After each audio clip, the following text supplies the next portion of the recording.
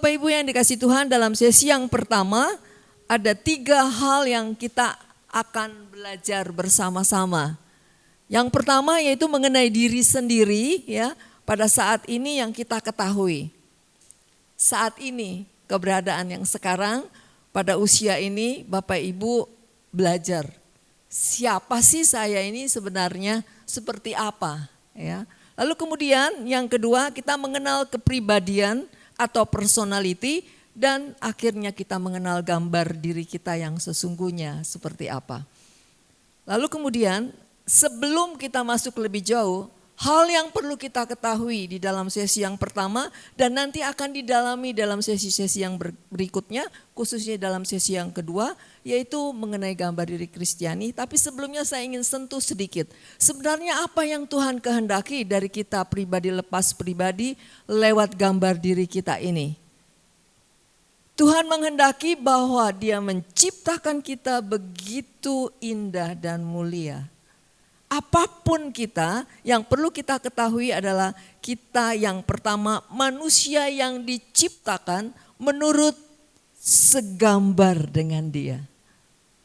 Jadi begitu indahnya, begitu mulianya kita.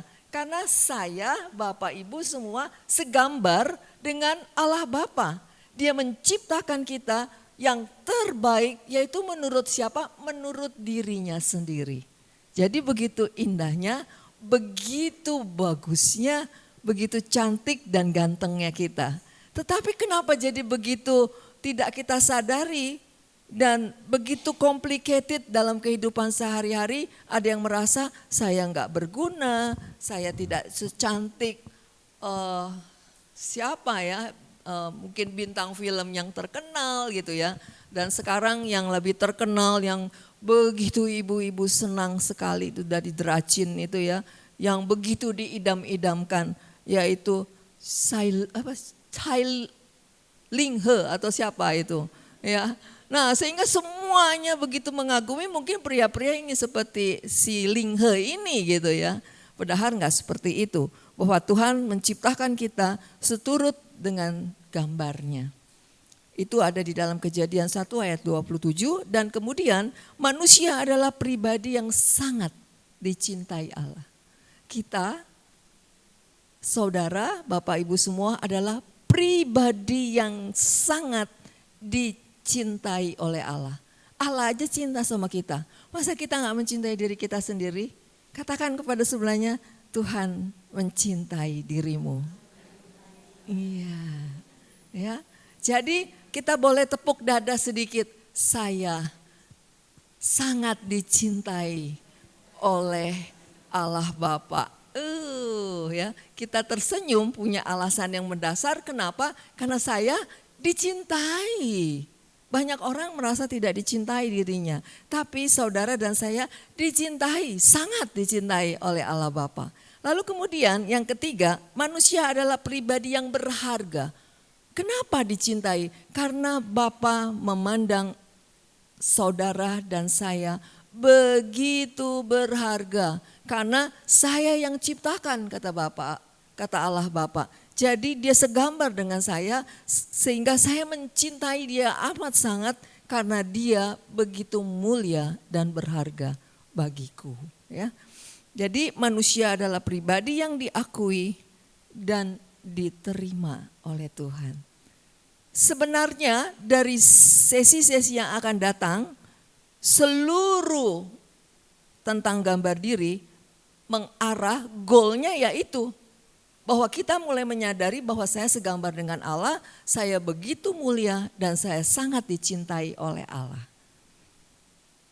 Lalu kemudian kenapa ada orang sering mendengar kata personality atau kepribadian. Apakah sama kepribadian dengan gambar diri? Beda. Jadi personality berasal dari kata Latin persona, yang berarti topeng atau kedok. Ya, yaitu tutup muka yang sering dipakai oleh pemain-pemain panggung yang maksudnya untuk menggambarkan perilaku, watak, atau pribadi seseorang. Jadi kalau kita lihat di sandiwara di panggung, ada orang memakai topeng ratu misalnya, ada yang pakai topeng raja misalnya. Untuk apa? Untuk supaya orang melihat dia sebagai raja. Orang melihat dia sebagai ratu. Cantik ya. Jadi ini hanya pesona, bukan yang sesungguhnya. Dan dalam kehidupan sehari-hari banyak dari antara kita senang memakai topeng. Sadar atau tidak sadar, kita memakai topeng untuk apa? Supaya diterima. Oh, kalau saya bermain di kelompok ini, saya harus pakai topeng yang ini. Ya, itu pandai berbicara, pandai ikut bergosip, ya. Supaya saya bisa diterima. Maka saya harus memakai topeng itu. Padahal mungkin itu bukan gambar diri saya, ya. Tapi kalau di sana saya harus pakai topeng menjadi orang yang alim, orang yang kelihatan pintar, orang yang kelihatan wibawa. Karena kelompoknya ini seperti itu. Sehingga saya harus bersikap dan bertingkah laku seperti itu supaya saya bisa diterima. Ini namanya personality. Jadi dia bisa dibentuk, bisa berubah-ubah sesuai dengan situasi dan tempat di mana supaya saya diterima oleh tempat itu.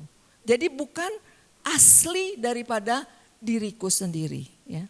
Jadi personality itu, jadi seharusnya itu harus seperti apa? Bahwa setiap manusia seharusnya bertumbuh di dalam kodrati manusia yang telah diciptakan Allah. Seharusnya jadi seperti apa? Kalau seandainya topeng itu tidak terlalu baik, ya sekali-sekali mungkin bisa dipakai. Tetapi kalau terus-menerus itu tidak baik, ya. Jadi seharusnya seperti apa yang Allah kehendaki?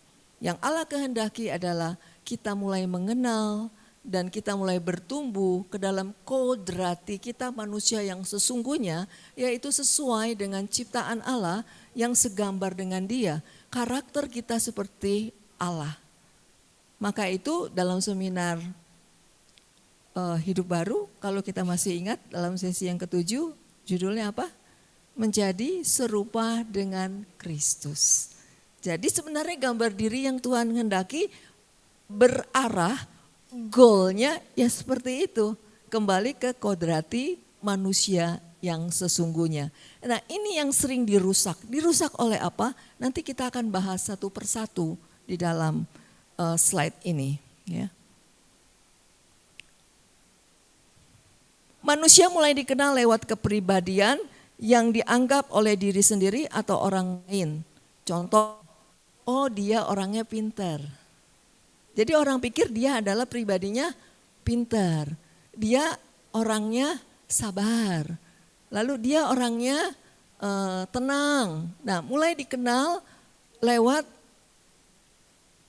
kepribadian yang ditampilkan oleh dia. Dan ini bisa berubah-ubah ya. Sehingga kepribadian dapat dipelajari, berubah sesuai dengan lingkungan, keadaan, dan situasi. Orang bisa menjadi baik kalau lingkungannya baik, situasinya baik. Tapi dia bisa juga berubah menjadi jahat, menjadi kejam.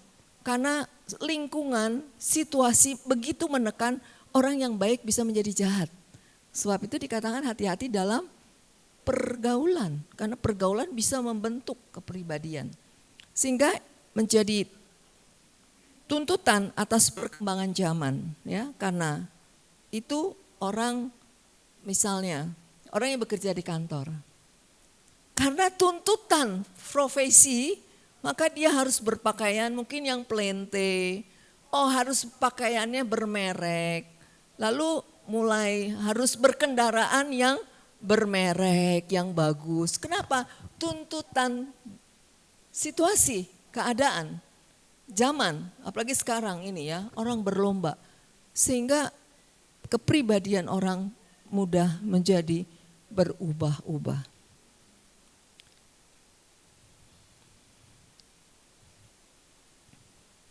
Mari kita masuk ke dalam sesi yang berikutnya, yaitu di dalam sesi gambar diri, Mungkin slide-nya bisa dibuka. Tadi hanya sebagai pengantar, saya jelaskan sedikit ya. Mari kita masuk ya.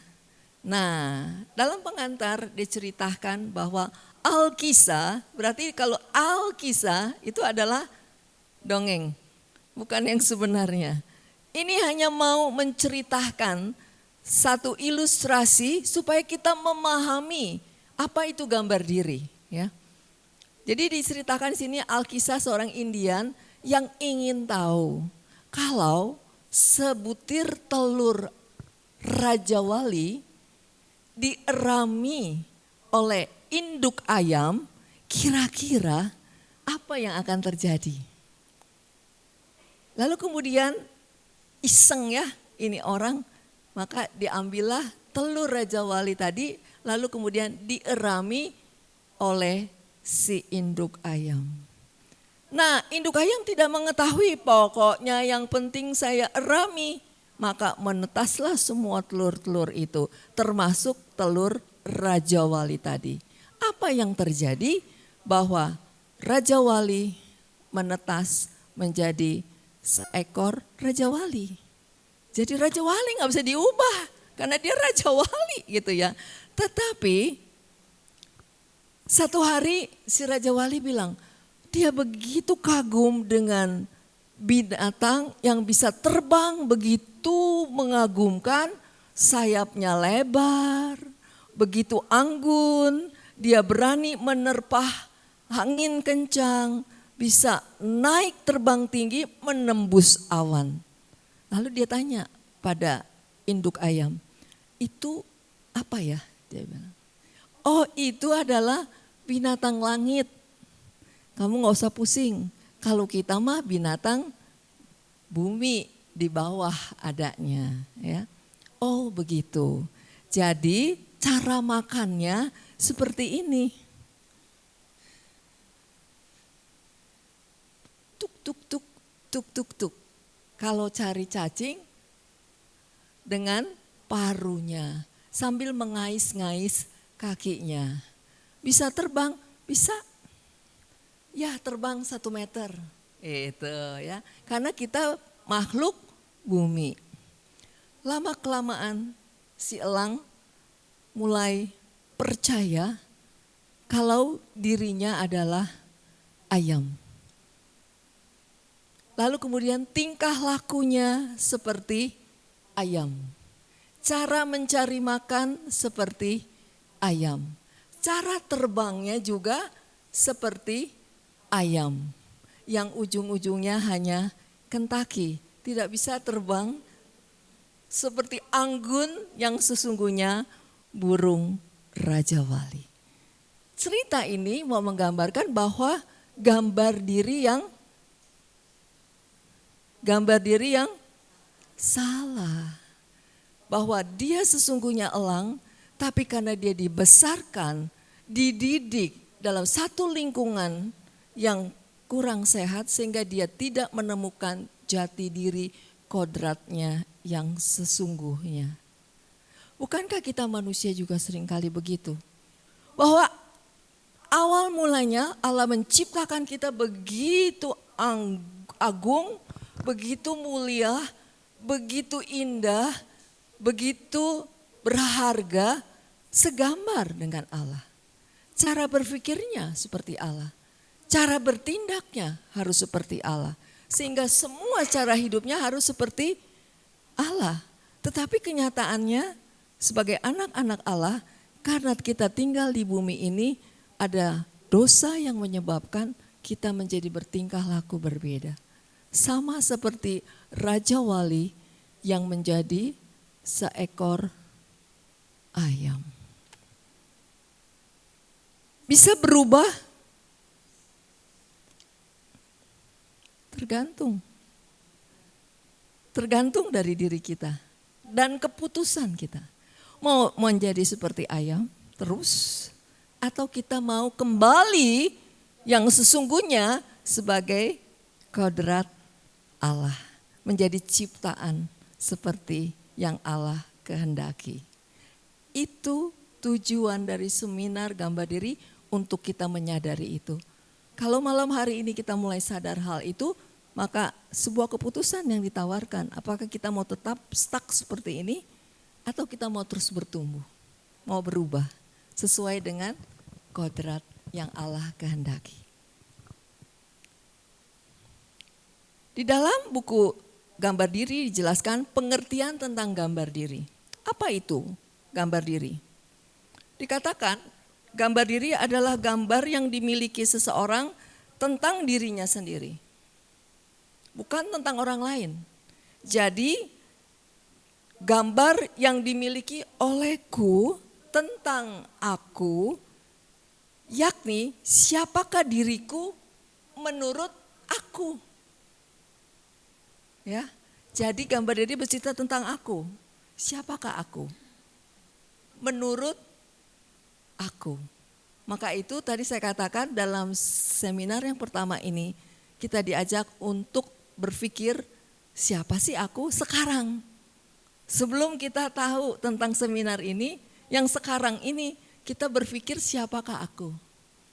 Dan gambar diri ini bersifat subjektif, tidak objektif. Karena dia bisa berubah-ubah, tidak tetap ya. Dan subjektif dalam arti tidak sesungguhnya gitu. Lalu kemudian di dalam diri seseorang ada juga gambar diri yang tadi saya katakan, yaitu tentang ideal.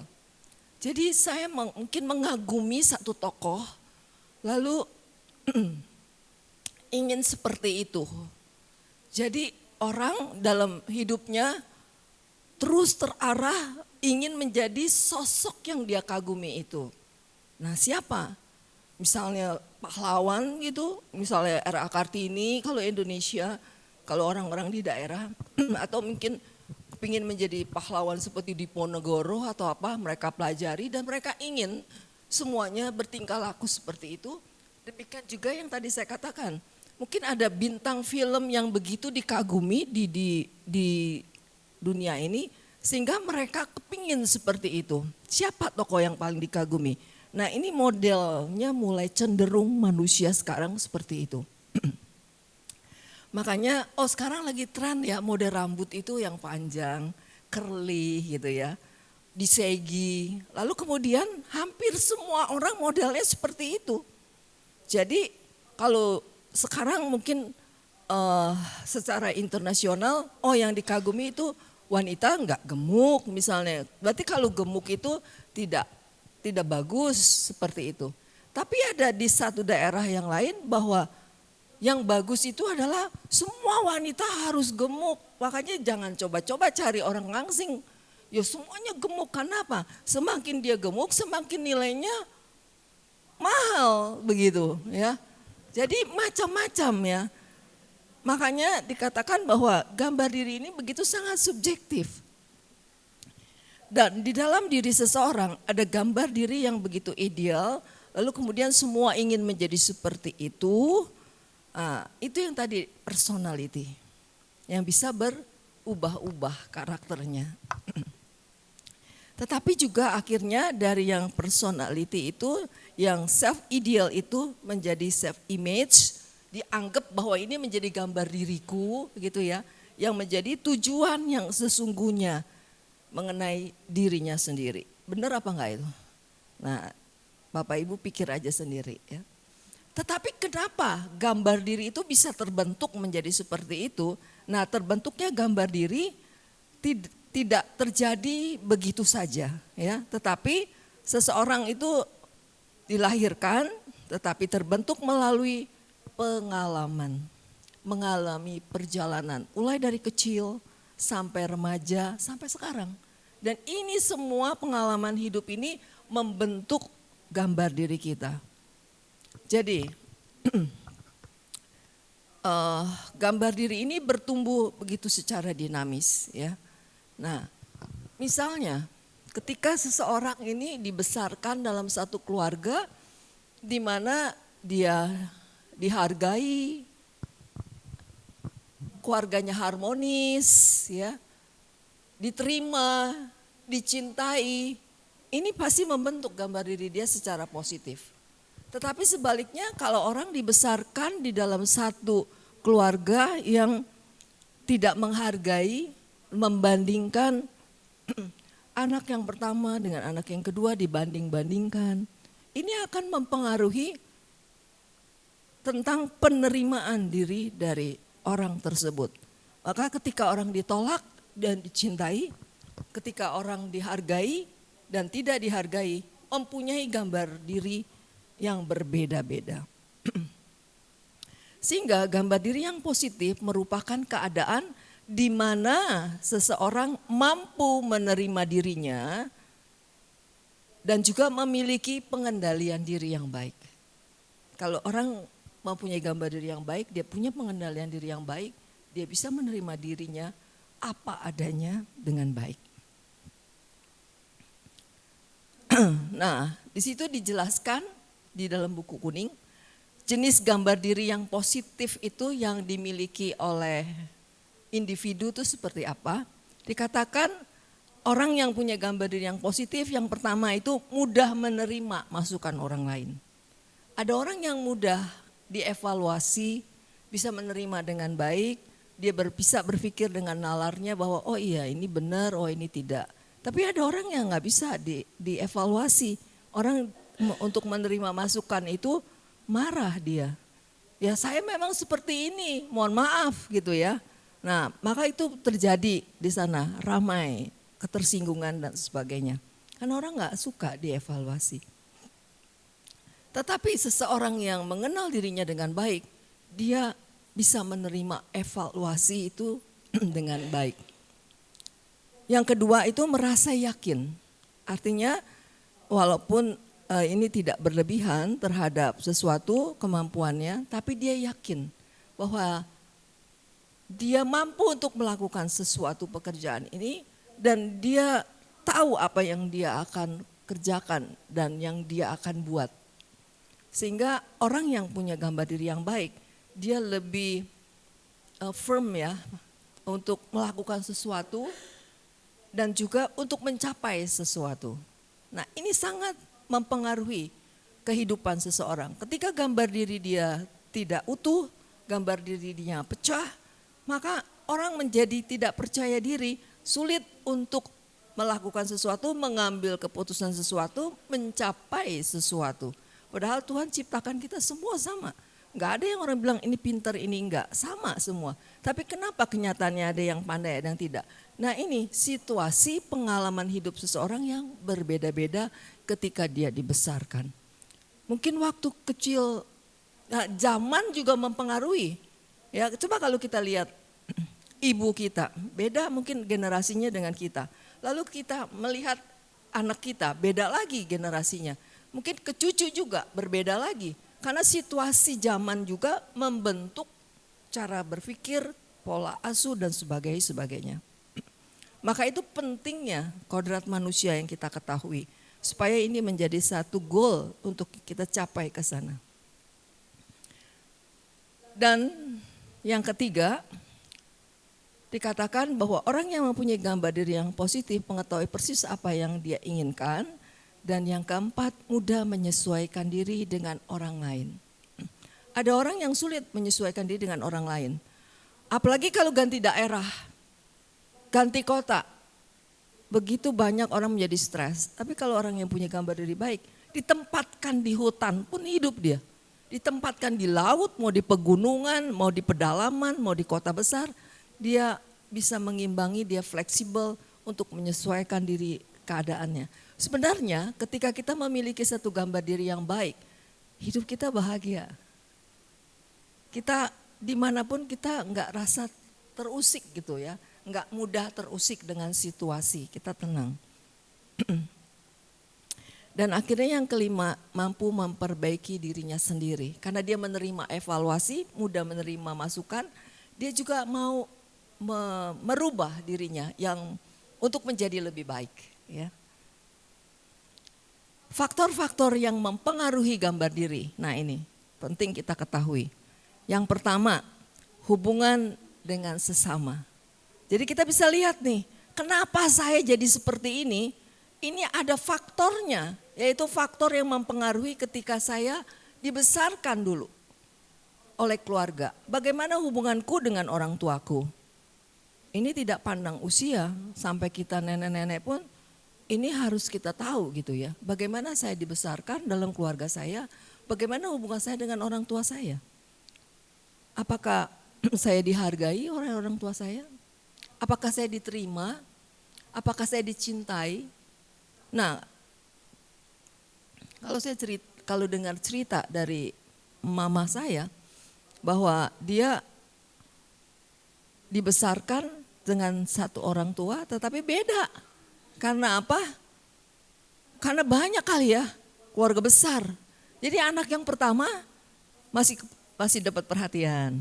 Anak yang kedua masih. Nah kalau udah anak yang ke-8, orang dulu kan banyak tuh anaknya. Bisa sampai 8 begitu ya. Hai banyak banget. Saya bersyukur punya 3 saudara aja. Cukup ya. Udah 3 aja udah ramai gitu kan.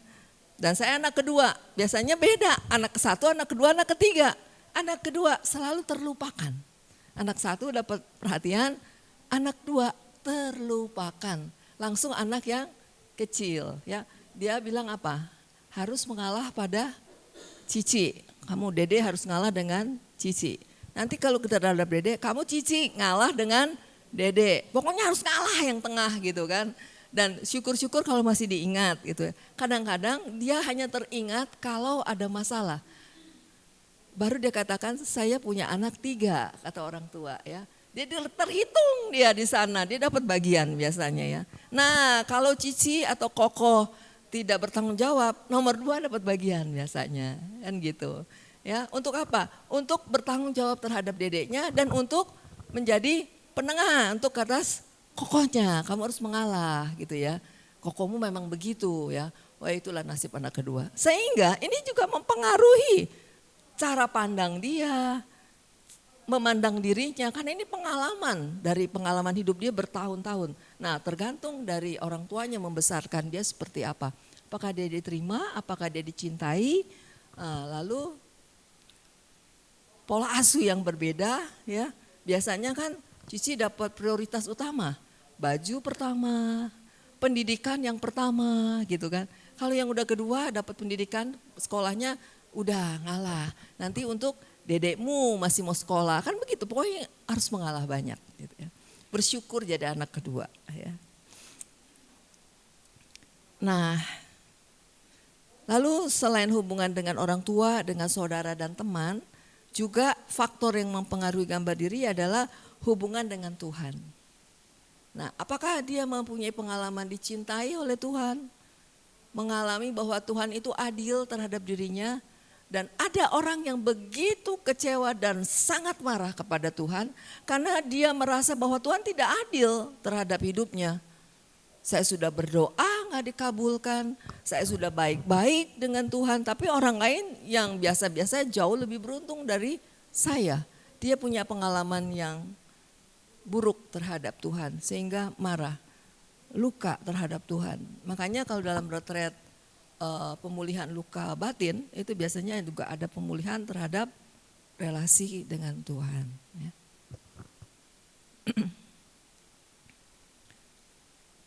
Nah ini dia tentang gambar diri ada pengertian yang keliru.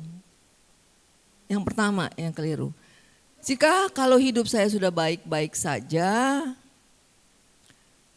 lalu tidak bermasalah kepada orang, ya, juga memiliki gambar diri yang utuh, yang baik, ya, positif dalam hal memandang diriku, aku tidak bermasalah dengan orang lain, aku selalu baik-baik saja, sudah selesai beres. Ternyata menurut buku ini itu belum tentu. Mungkin saja katanya kamu merasa baik-baik saja dengan orang lain. Sebenarnya kamu takut tertolak. Sehingga akhirnya you pakai topeng. Sebenarnya bukan baik-baik saja. Ini tidak baik-baik tetapi daripada ribut, daripada saya ditolak, terluka, ya udahlah jangan bikin masalah.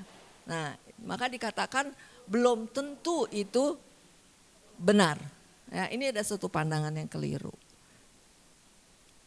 Lalu kemudian pandangan keliru yang kedua yaitu beriman dan beribadah sungguh-sungguh kepada Tuhan akan secara otomatis menghapus gambar diri yang negatif. Hal ini juga belum tentu. Jadi jangan kita pikir kita ke gereja rajin, kita ikut novena, kita pokoknya dekat sama Tuhan ya, tiap minggu ke gereja. Jadi gambar diriku yang jelek bisa berubah menjadi bagus. Belum tentu. Kalau dikatakan belum tentu berarti ada kemungkinan bisa nggak? Bisa. Mungkin ya ini salah satunya mengikuti seminar gambar diri gitu ya. Akhirnya Tuhan buka jalan karena rajin ke gereja. Ayo ikut seminar gambar diri. Akhirnya jadi mulai mengerti dan mulai tahu, akhirnya menjadi bisa lebih baik. Jadi dua pemikiran ini keliru. Jadi walaupun kita berelasi baik dengan Tuhan, belum tentu gambar diri kita baik. Yang negatif bisa menjadi positif. Lalu yang kedua, kalau saya sudah baik-baik saja, lalu kemudian tidak bermasalah dengan orang lain, saya merasa gambar diri saya sudah baik dan positif, itu juga baik, belum tentu juga. Sehingga kesimpulan gambar diri terbentuk. Jadi kalau gitu gambar diri itu bagaimana terbentuknya?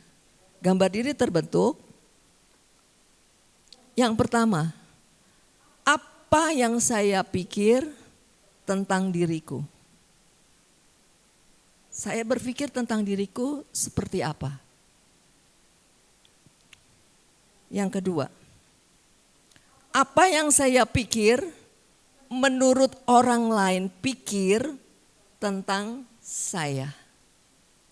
Jadi misalnya terhadap Felicia. Lalu saya berpikir bahwa Felis itu orangnya kalem. Berarti dia pikir menurut pemikiran orang yang saya pikir tentang aku, ya, aku kalem. Tergantung dia. Apakah dia percaya bahwa pemikiran saya seperti itu, berpikir tentang diri dia, itu bisa menjadi gambar diri dia ketika dia menerima konsep itu. Maka yang ketiga, apa yang orang lain pikir, saya percaya tentang diriku. Itu menjadi gambar diri. Seperti si elang tadi. Iya kan? Nah, orang berpikir bahwa dia ayam. Iya toh? Lalu kemudian dia juga berpikir tentang apa yang orang lain pikir tentang diri dia. Dan juga dia berpikir tentang diri dia dan dia percayai. Sehingga ini menjadi gambar dirinya. Nah, 3 hal inilah yang membentuk gambar diri. Jadi apa yang saya pikir tentang diriku, apa yang saya pikir menurut orang lain pikir tentang saya, dan apa yang orang lain pikir saya percaya tentang diriku. Makanya kalau inputnya ini salah, lalu saya terima begitu saja dan saya percaya tentang pandangan orang lain itu tentang saya, itu bisa menjadi gambar diri kita. Misal, kalau orang tua saya mengatakan, kamu bodoh. Lalu saya mulai berpikir, oh, kata orang, saya itu bodoh.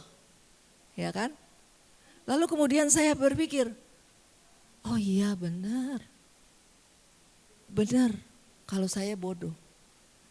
Jadi saya mulai berpikir tentang diri saya dan saya percaya apa yang orang lain pikir tentang saya dan saya terima itu menjadi gambar diri. Makanya itu bahaya sekali. Ya. Dan ini 3 hal ini kalimat yang saya sudah pikirkan untuk bisa dicerna dengan baik mengenai gambar diri. Padahal belum tentu sebenarnya. Orang mengatakan saya pandai. Kalau saya percaya, lalu kemudian apa yang orang pandang mengenai saya itu menjadi sebuah kebenaran dalam hidup saya, Sehingga saya mulai bertingkah laku menjadi orang pintar seperti ini dan gini. Menjadi benar-benar menjadi gambar diriku. Nah, betapa bahayanya kalau konsep yang diberikan oleh orang lain kepada kita itu tidak sesuai dengan yang sesungguhnya. Nah, ini yang sering terjadi.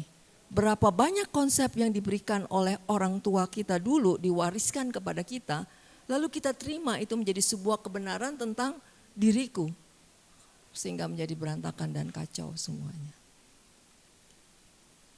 Ya, Bapak Ibu yang dikasih Tuhan, seminar gambar diri banyak merenung tentang diri kita. Ya, dalam retret seru, agak sedikit melelahkan tetapi seru. Gitu. Ini enak bisa pulang, bisa sambil tiduran memikirkan, siapakah aku menurut aku? Ya, coba dipikir-pikir dulu menurut nenek saya siapa, menurut mama saya siapa. Karena ini bisa dapat warisan yang tanpa kita sadari kita terima pendapat-pendapat itu, pemikiran-pemikiran orang lain mengenai saya yang bukan sesungguhnya kebenaran menjadi sebuah kebenaran yang saya akui, sadar atau tidak sadar, sehingga saya bertingkah laku berpola seperti itu. Menjadilah terbentuk gambar diri saya menjadi seperti itu. Saya orang yang tidak baik, orang yang bodoh, orang yang minder dan sebagainya. Padahal sesungguhnya Allah ciptakan kita begitu mulia dan begitu berharga, dan saya segambar dengan Allah Bapa. Nah, untuk berjalan ke proses itu jalan yang panjang. Mungkin kita udah jalani setengah perjalanan hidup kita. Kalau yang umurnya sudah 50, kalau sampai nanti 100 umurnya, kan berarti udah setengah perjalanannya. Jadi jangan menyerah. Ya, terus semangat untuk kita mau dibentuk menjadi sekodrat yang sesungguhnya Allah kehendaki. Amin. Terima kasih Tuhan Yesus, buat setiap hari Engkau bersamaku, di dalam suka, dalam susah dan senang, Tuhan selalu ada. Tuhan Yesus sungguh baik bagiku. Siapa yang baik? Tuhan Yesus baik.